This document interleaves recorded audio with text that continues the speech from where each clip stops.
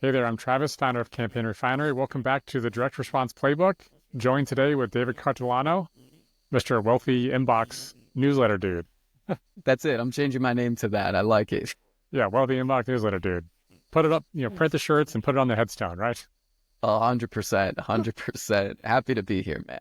Cool. So I just want to touch on this new Apple feature that people are probably thinking about it because if you're thinking about email marketing, which is why you're here in the first place, and digital marketing as a broader topic, there's been a lot of evolution in AI lately, from writing email to understanding email to writing copy to replying to your email. Like, it's just going to be bots talking to bots, right?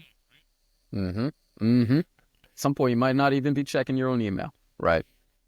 Yeah. Well, but today we're going to cover specifically the first iteration of Apple Intelligence, and how it specifically relates to Apple Mail, both as a user of the Apple Mail app, as well as an email marketer who has to take this into consideration as sending email to people who use Apple Mail for their client to receive your content. So, do you Mm-hmm. want to kind of cover what it's like as a marketer perspective, sending email to people? What do you have to think about when they're using Apple Mail with this new Apple Intelligence feature?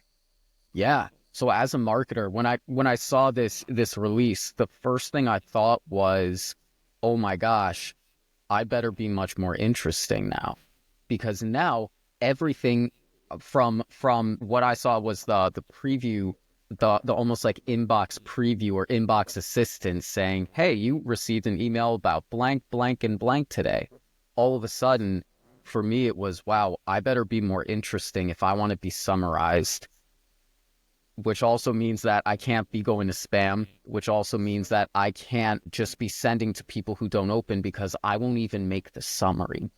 So that's immediately, as an email marketer, it was another sign of get good, because I hate to say it, the very long form sales copy, and I know this is the direct response podcast, right? I get that, but we're having AI assistants summarize things. So I would not be surprised if in the future emails that are long are going to start to lose effectiveness based on just this one thing that they're coming out with. Yeah, well, but from the user experience perspective, you can understand how it would be a net benefit, right? Because then they Mm-hmm. might feel less manipulated by whatever preview text you hand coded to say what it's about, right? Which is an unfortunate part in some regards, because the really good copywriters, you can really create an interesting, compelling tease that will sell Mm-hmm. the open, right? And so now AI is going to try to sell the open for you, and they're probably not going to do as interesting of a job for the best copywriters. But the good side is that if you're kind of mediocre to lower end copywriter, you just got an upgrade for free, because AI is probably going to do a better job about telling them why they should care and what's valuable inside of the email so that they actually freaking open it. Right. That's a Yep. big context shift. Totally. Totally. Because the AI is already analyzing the user behavior. You as a copywriter, you're just writing the thing and pushing it out into the ether, As a right? one size So fits all as well as yeah, the other piece of that. Who knows? exactly. We have to get more testing with it to see if it makes different stylistic decisions about that preview depending on who the recipient is. I don't know. I'd assume it's the same thing, but I could put the same prompt into AI 10 times and get 10 slightly different responses. So Right. if it's Right. calculating it on device, as they claim that it is, they might actually have some more variance in it than you'd expect. Mm-hmm. Mm-hmm. And so for me, it was kind of like the world of unpredictability just got, guess what? Even more unpredictable, right? So it's, for me, it's less about like, all right, like then how do we gain the AI?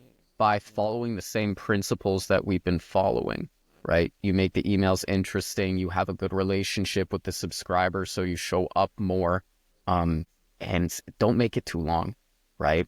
Just don't make the emails too long. I get it. There's no such thing as an email too long, only too boring. But as creatures with the attention span of a squirrel with ADD, we're not spending more time reading, right? So for me, it's a reminder as an email marketer, like, okay, if you can take a sentence out, take it out. If you can take a paragraph out, take it out, because soon things are just going to be summarized for people in the in the road to making the entire human race like the humans on Wall-E, right? Where everything is just so convenient, they don't have to do anything. So, not to Yeah. get a little dystopian there, but No, I mean, I think there's some truth there. And what's interesting too is when we think about how these things are written, there's not only the previews from the user perspective that get summarized. Some of the other features that they've included in this are actually summarizing the body once you're in it. So you sort of, just like how the preview snippet that we've been handwriting for so many years, then you have the body copy, you can imagine that the AI has two applications that it decides to do as well, right? So there's a sort of a brief brevity version, and then there's the give me the more detailed version, which they're already using in their ads for saying, okay, if this person didn't take David's advice and they didn't cut and slash and they decided to write War and Peace, and I don't have time to read War and Peace, give me the slightly longer than preview text, but give me what I need to know here, summarize. And so if you do write long, boring emails, you're going to be interpreted through an AI lens instead of through what you've spent so much time and energy writing in the first place. And then there's yeah. also the idea of the replies being generated and regurgitated and altered or rewritten using AI. And AI here, they branded Apple Intelligence being the big Come difference here. on. Come on. My gosh, they're gonna put a trademark around that, huh? Yeah, and I think thinking about the auto replies as well, then as an email marketer, that's something to pay attention to, right? If you're going to ask for replies, you need to start auditing those and say, because everyone's like, oh, this sounds like AI, this sounds like AI. It's like, okay, well, you better understand then what is an automated reply. What does it sound like? Because yes, a simple one-word reply, simple two words reply, who cares if that's AI or not? But if you're looking and surveying your audience for what kind of content do you want to see, should I straighten my hair or curl my hair today? That might not be another human the end of that reply message. So you might end up straightening your hair for no reason at all because a bunch of robots told you to, right? So Talk about dystopian. oh yeah, total dystopia. And one of the things that Travis you mentioned was people can ask the robot, the AI. I sound way older than I am when I say that. But people can ask the AI, "Hey, can you provide a summary of this email?" So one of the things I think that's going to slowly be phased out if the relationship isn't set with the subscriber and they're not deeply in love with the product or the person behind it, story-based emails, I don't think they're going to stick around. Most people are opening emails while sitting on the toilet, right? And then if their kid screams in the background, then they gotta wipe and then get out, right? So story-based emails split test everything, but on the horizon, I'm getting slowly pretty worried about that, That's interesting. I think I might Yeah. actually disagree with you there, which I was totally fine. Interesting. Yeah. I think that people may be hungry for stories that can't be, distilled down to 3 lines by AI. They may enjoy reading, Mm. so like, they may not read a whole book, but they might read a page and a half, or Heck which yeah. is the kind of the equivalent of what your email is. And one benefit I thought of, when you talked about the replies being automated by robots, that might not actually be a terrible thing, because if you're trying to get a reply, it's like, for instance, we have a case study about gym launch, and so people will often reply gym launch to get it. That's not a yes, that's Mm-hmm. not a no, but that's a keyword driven thing. It'll be interesting to see if more emails like that can have a suggested option in the prompt to be the reply, the Huh. keyword reply.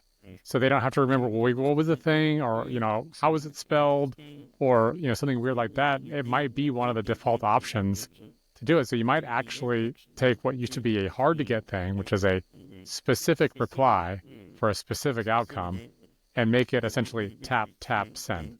And if that's Oh, the case, you may actually have a much higher take rate, which could positively influence your overall sales funnel metrics of getting people to move on from one step to the next, to the next.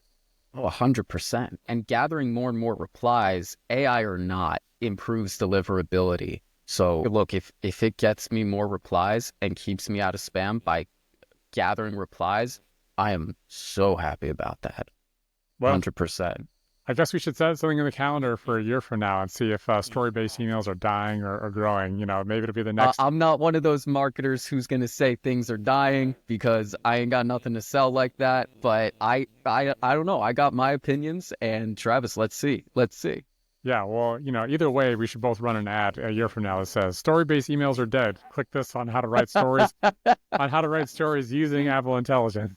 Oh my gosh. How to use Apple's secret AI to get it to summarize what you want from your story, to build a sales funnel inside of your email with their prompts. Yeah. Yeah, good Yeah. stuff. Well, anyway, I hope that people Gosh. found this informative to get better context about the new world of AI, specifically when it comes to Apple products, because these technologies do influence the way that we market, the way that we consume, because they do have so many customers and they have so many users. And within Apple's world, Apple Mail is the most commonly used mail app, and Apple Intelligence for the writing and composing piece can be used across any client, which increases its footprint even more. But of course, the summaries and whatnot tend to be confined to just Apple Mail, but that still is the dominant mail client on the dominant phone platform in North America. So if you have people in North America, which a lot of listeners here do, it's definitely something to be aware of. Thanks so much for joining us today. Give us a like if you learned something. Hit subscribe if you want to learn more about email marketing and digital marketing in general. And if you want to write a newsletter that isn't boring, as David says repeatedly, which I 100% agree with, check out his newsletter stuff. It's wealthyinbox.news, and he can get you all squared away on that front. I love it. I love it. Thanks so much for listening, guys. Yeah. All right. Talk soon.